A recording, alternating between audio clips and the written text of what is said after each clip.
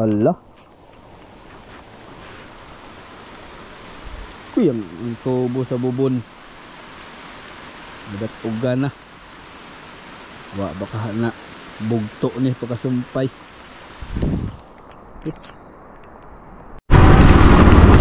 Ayan, good morning mga silo, mayong buntag. Run out dito ah. Run out.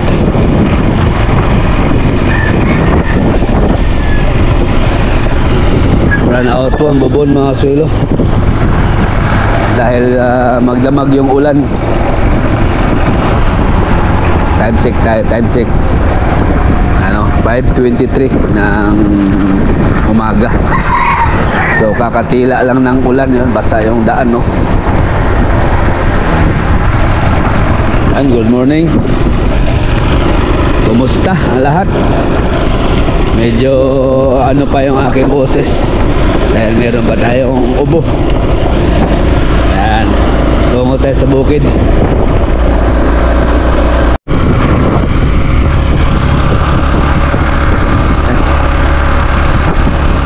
Ayan po mga silo, buti buti tumila yung ulan.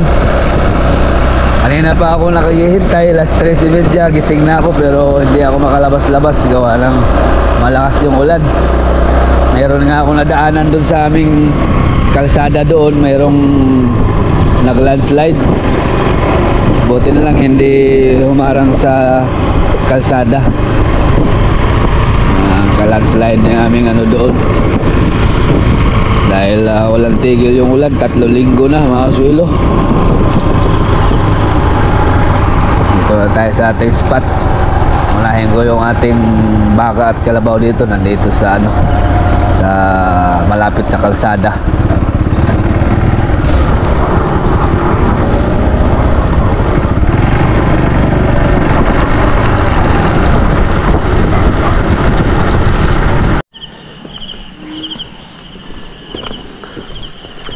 Si Momo mga suelo, bali winalay ko na pala siya sa nanay niya. Hindi ko na sa pinadidi. Di ka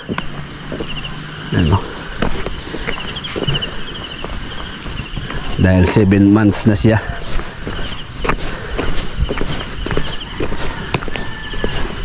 Ito natin lagay.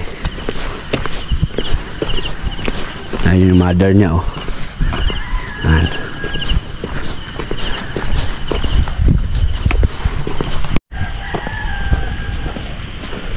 ayan na naman mga suelo, pumatak na naman, bumuhos na naman. Nakaw, basa na naman tayo nito.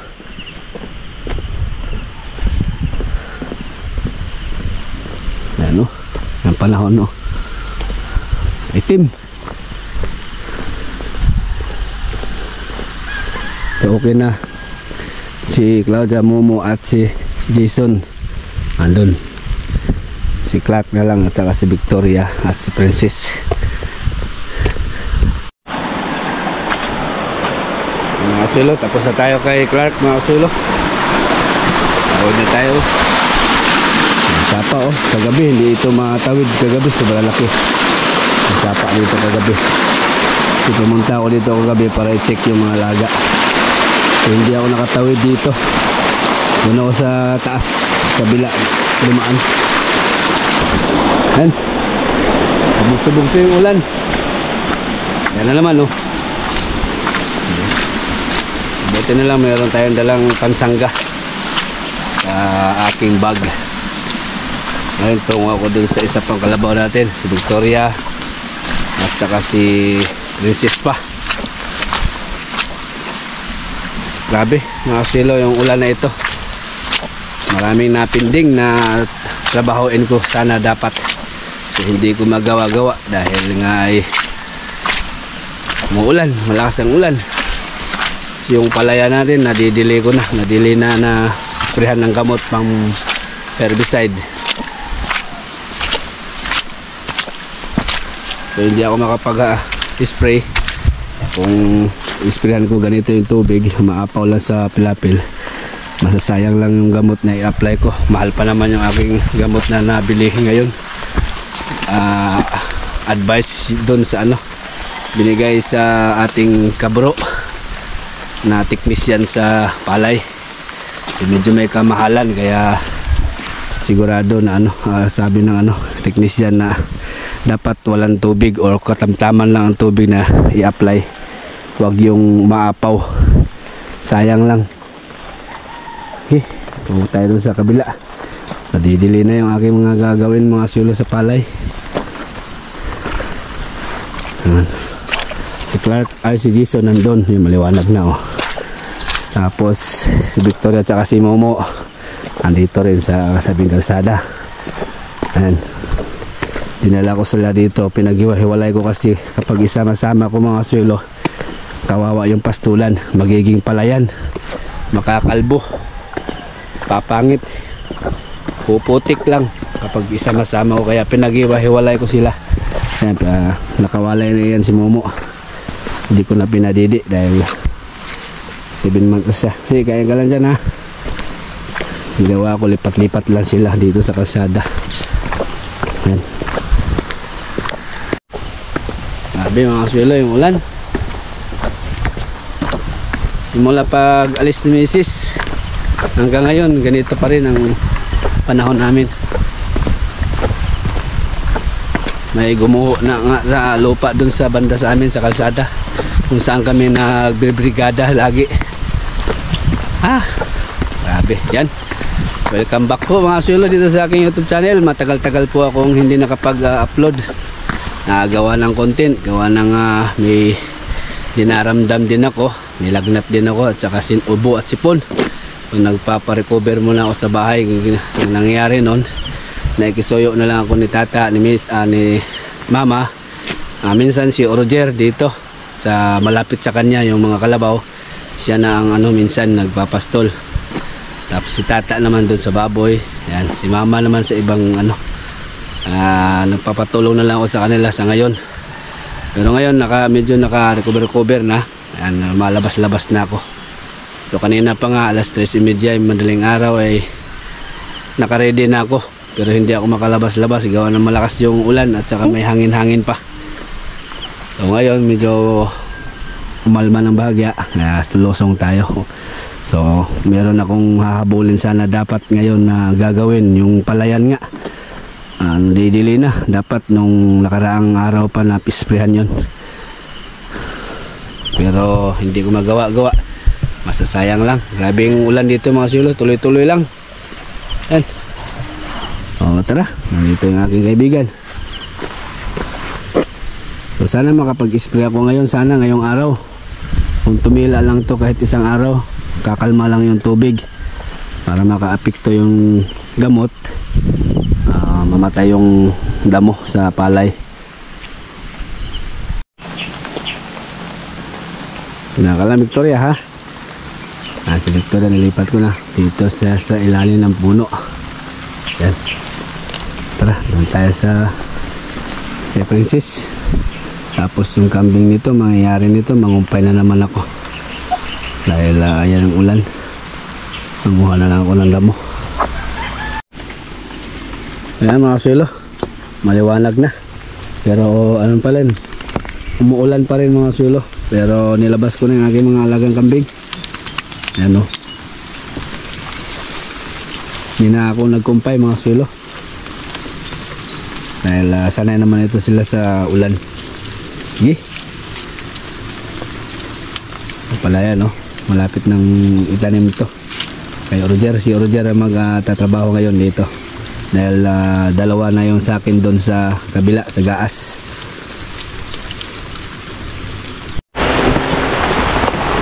Ayan na mga sulo, lumakas yung ulan, takbuhan yung ating mga alaga. Haluapan ko na lang ng kumpay mga sulo, pero busog na sila. Ayan o, mula na. Siksikan sila doon sa pilapil. Ay, grabe yung ulan.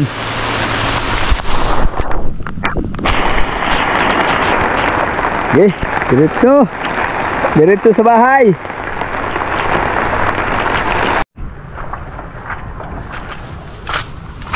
Nakauwi na tayo. Nakauwi. Nandito na tayo sa bahay ng mga kambing. Pumasok na sila. Yan, update tayo. Princess, yan. Ayan, shoutout nga po pala kang Kuya Victor. Ang update ni Princess ay hindi siya buntis. Ayan o. Talagang pinakapa ko siya. Dahil nakikita ko kasi walang pinagbago yung kanyang tiyan. Ganun pa rin. So, pinakapa ko talaga sa aking kilalang teknisyan. So, hindi siya buntis. So, sabi niya, ano daw itong baka na ito? Tumbuyin. Sabi niya, meron daw itong diferensya sa tiyan. Hindi daw ito nabubuntis itong baka na ito. Ayan. Yan po ang update kuya. Kuya Victor, sa ating alagang isang baka na si Princess. Buti pa si Maribek, may pinagbago yung kanyang tiyan. Kasi sabay pa naman sila. Mayo ito pinakasta dahil hindi siya na buntis doong AI. Pina-AI ko na siya, hindi pa rin nabuntis. So kasta, hindi pa rin. So yan ang update ko ya. Yun, may plan B nga kami ni Kuya Victor dito. Hindi ko alam kung ano ang desisyon ni Kuya Victor. Para sa akin siguro sayang yung panahon ba, papatabain ko na lang siguro ito. Yan. Kung papayag si Kuya Victor na ibenta o ipalit ng ibang baka, yan, ganun ang magiging nito mangyari, kaysa mag-aalaga tayo nini na hindi siya nagpo-produce ng anak. So sinunod ko naman yung mga dito, sabi-sabi na kailangan hindi patabain. Ko siya, dinayet ko siya nung una kasi sobrang taba niya. So nalulusaw daw yung similya kapag ganun. So nireduce ko. So ganun pa rin. Hindi naman nabuntis. Sayang yung panahon. So yan, para ma-update na rin si Kuya Victor. Okay, magpapakain muna ako ng baboy. Tapos tutungo ako dun sa palayan. I-check ko na, tingnan ko yung sitwasyon dun sa palayan. Yun sa namin, korpo namin ni doktor, kung na ang lagay. Nadidili na ako. Dapat mag-spray na ako niyan. Kaso hindi nga ako makapag-spray. Gawa ng malakas yung ulan. Maapaw yung tubig. Magpapalit muna ako damit. Basa na yung aking damit. Tapos sakain na sa baboy.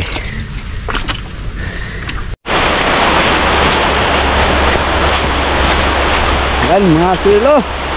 Hihinto lang ulan segundo. 1 minuto lang. Tas ulan na naman.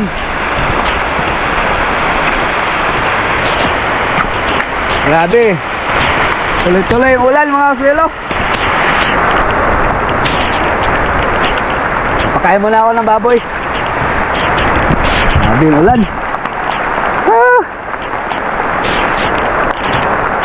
Mula nung pag-alis si Mrs. po ay yan na, umpisa na. Mag-iisang buwan na halos tuloy-tuloy ang ulan. Linis sa Baybay. Sa Southern Leyte ay mas malakas doon. Grabe. Natetenga yung mga gawain mga aswelo. Yung pag-i-spray sa palay. Yung gulay ko na may tuluyan lang na agnas sa ulan. Nung nilagnat din ako ay hindi rin na asikaso rin. So na lang, tanim na lang ako uli. Pero kahit paano naman ako doon, nakakuha naman ako nabawi ko naman yung gastos doon ng tanim namin ni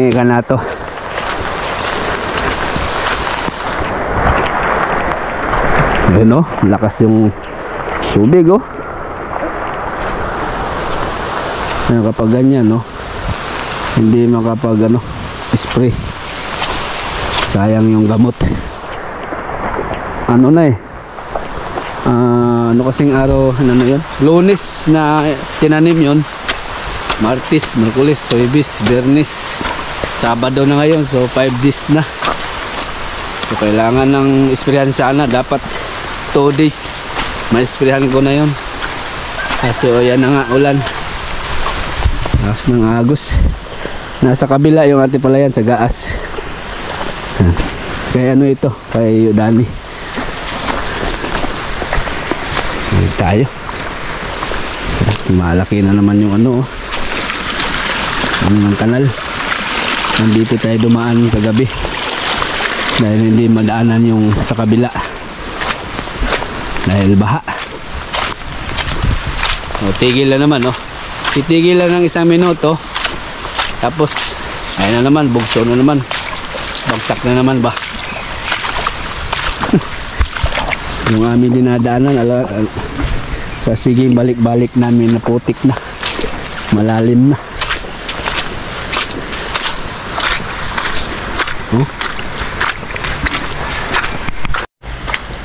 Pakain muna ako ng baboy mga suelo dahil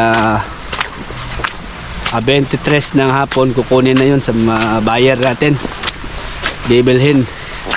Ang bibili ay yung former kapitan ng Bubon, yung partner natin doon sa garden natin, yung pinagtamla natin ng kalabasa.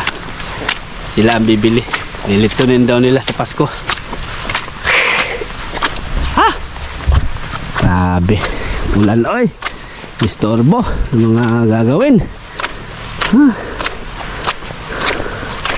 Ano nyo yung daanan no, kasiging ulan, putik na.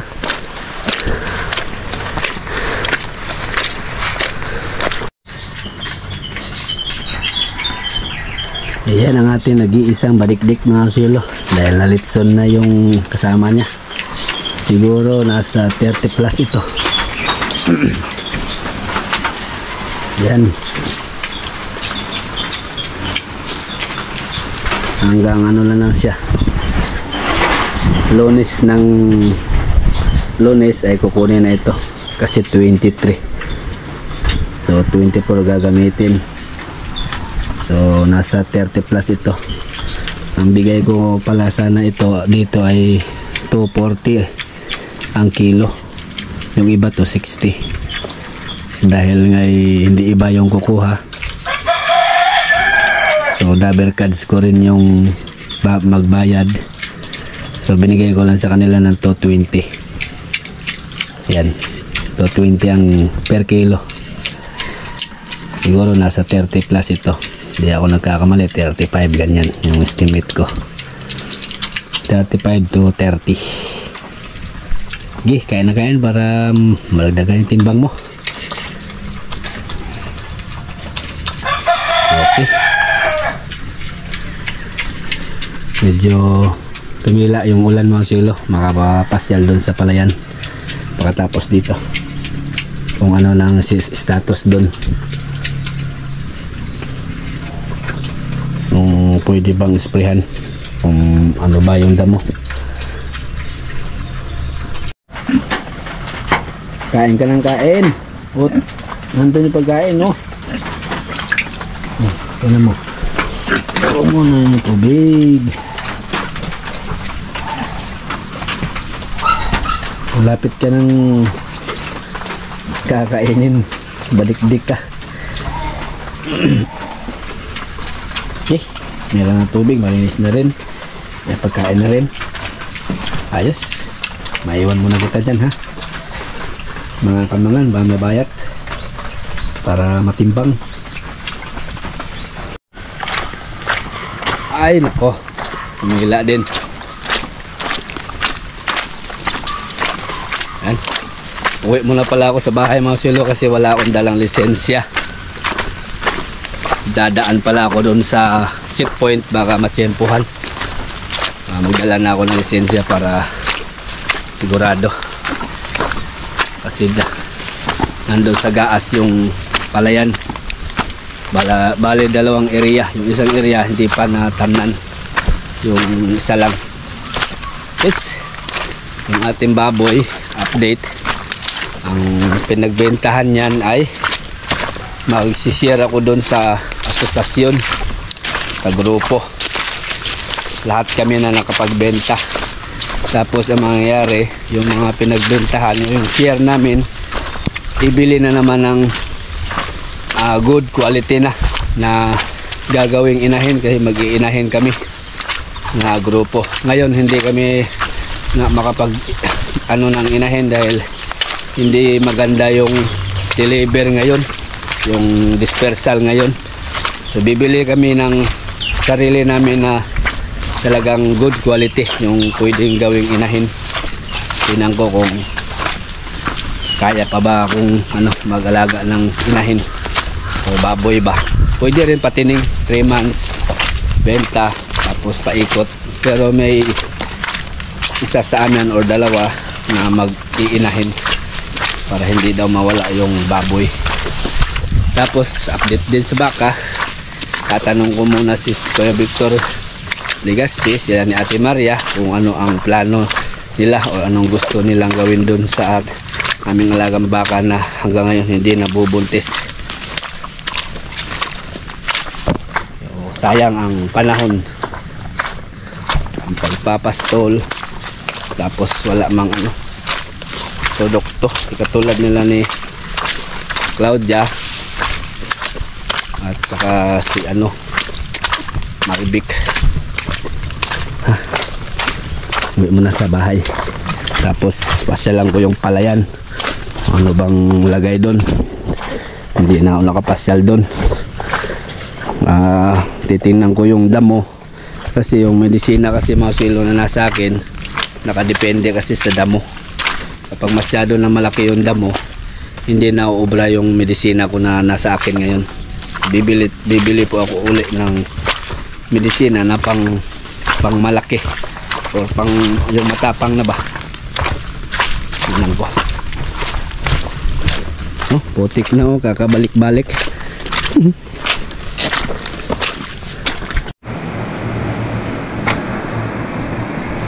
Andito na tayo sa bahay mga kasulo, pero hanggang ngayon ayan, umuulan na naman po. Tuloy-tuloy lang ang pag-uulan din may halong kulog pa. Imbis na pupunta ako doon sa palayan, hindi ako napunta. Ay, umuulan.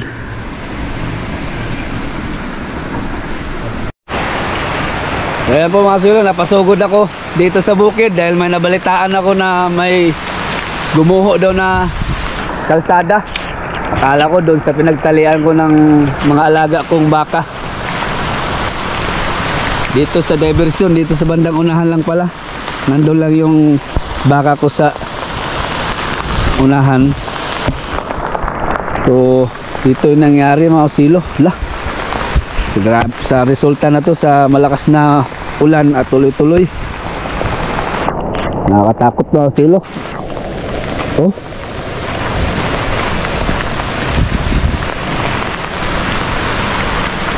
Bumagsak na. Ilog ang baba nito mga silo. Ito yung sinasabi na hindi pa pwedeng madaanan yung diversion. Talagang hindi pwede talaga. Dahil nga hindi pa nga tapos doon sa bandang unahan, gumuho na dito. Bumagsak na mga silo. Nakakatakot naman.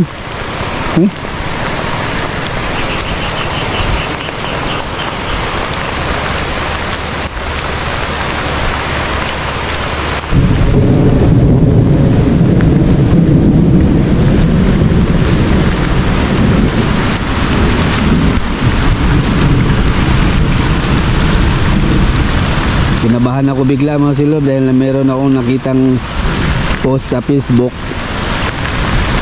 Kala ko sa pinagtalian ko ng baka ko.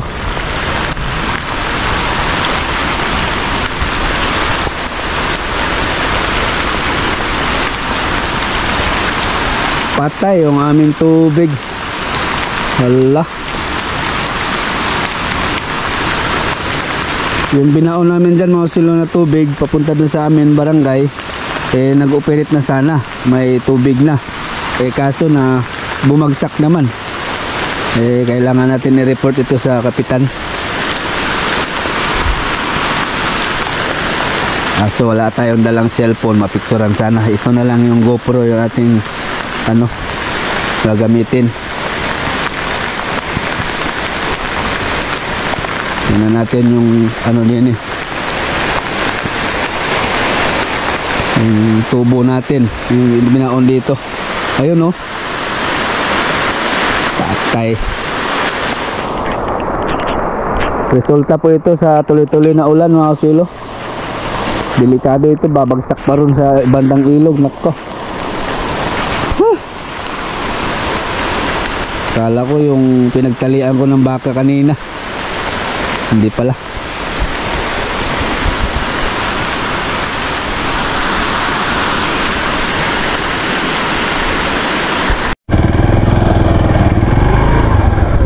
Ito yung sinasabi ko sa inyo mga kaswela kanina. Ayan bumigay din sa ulan yan. Ayan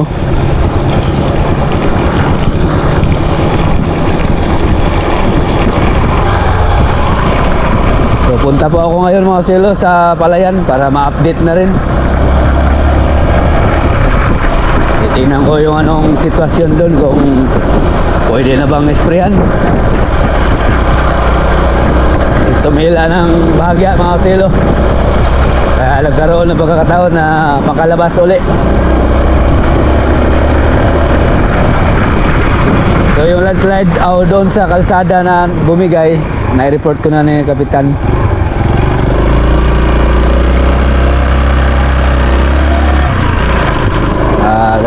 Tatawagan na niya yung yung sa water district, kaya naapektuhan yung aming tubig, na daganan din.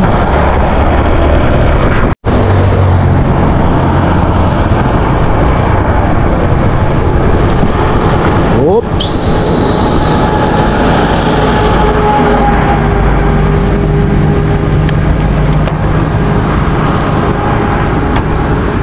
Puntahan natin yung ating din Palayan.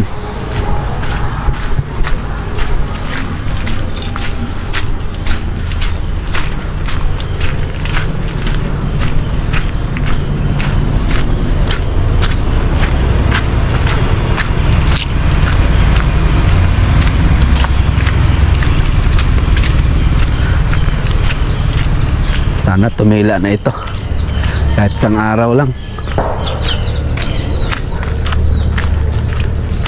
para makapag-spray. Ayos si Kuya Mando dati hindi niya ito natamnan, itong pinakataas, dahil wala nga tubig nun. Ngayon sobra-sobra, kaya nagkaroon ng pagkakataon na makapagtanim din Mando ito. Matamnan niya lahat. Laki. Tara, baba tayo dun. Kapag ganito lagi hanggang bukas, baka bukas makapag-spray na ako mga swelo.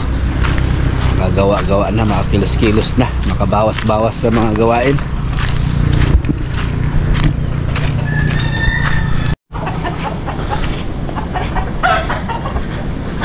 Wow.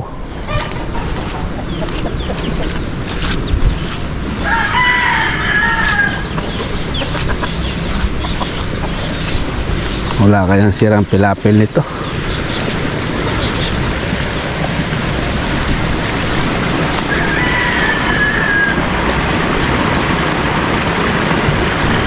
Tingnan natin. Kung may butas, sasara. Para bukas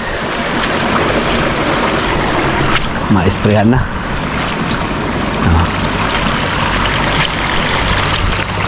Yung katabi niya hindi pa, dito tayo dadaan. Magagalit yung may-ari nito, kakagawa lang pilapil.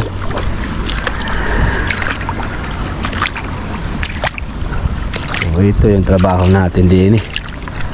Uy.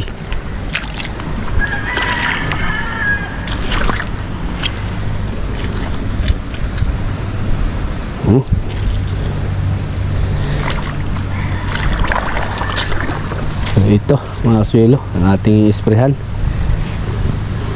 Kapag ganito na hanggang bukas, ayan, makaka-spray na tayo.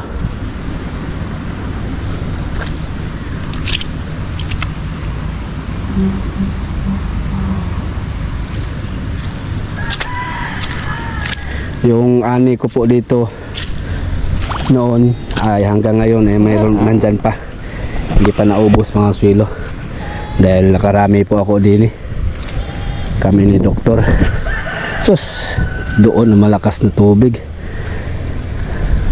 so, marami pang tubig talaga, hindi pa ubra ngayon.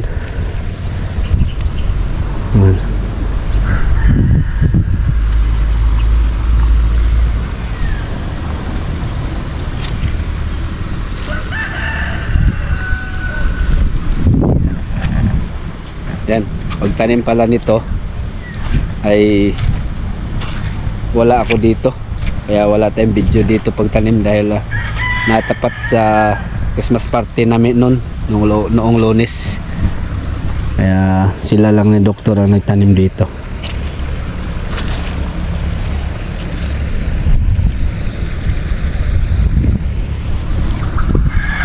Yan, yung update mga sila, update lang muna, walang activity muna. Kapag ganito lagi, bukas ma-sprayan ko na ito. Wala naman palang ano eh, kaya pa sa ating gamot. Yan, hindi kasi naka-usbong kaagad yung damo dahil maraming tubig. Ayan, yan, mga ganyan sana ang tubig, lahat ma-sprayan para maagapan. Malaki-laki din to kapag mapabayaan, makabuilo yung damo, matulad na naman dati na mano-mano na naman. Okay. Ayos.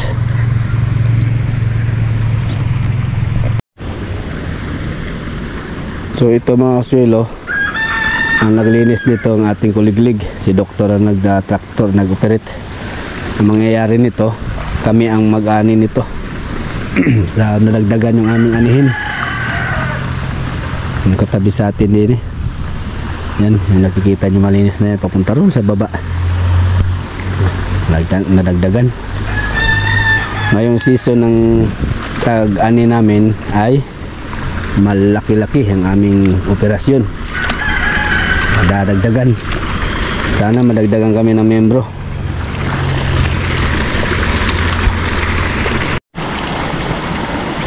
Okay, makakabalik dun sa ating mga alaga.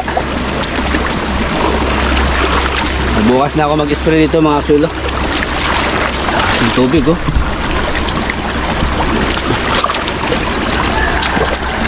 hindi pa pwede ngayon, baka biglang bumalagsak na naman. Nakaw, nakakalmahin ko muna ng bahagya yung tubig bago tayo mag-apply.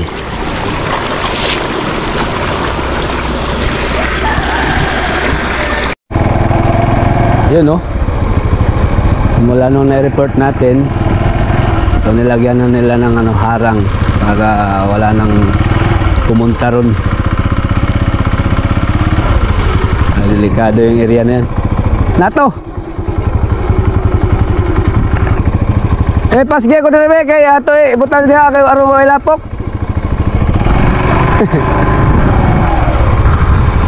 Meron ng coach yun, no?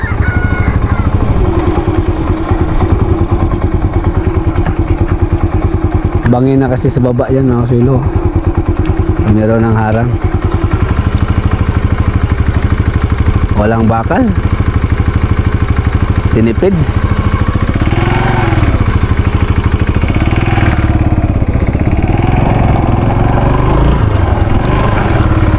Wala sinato.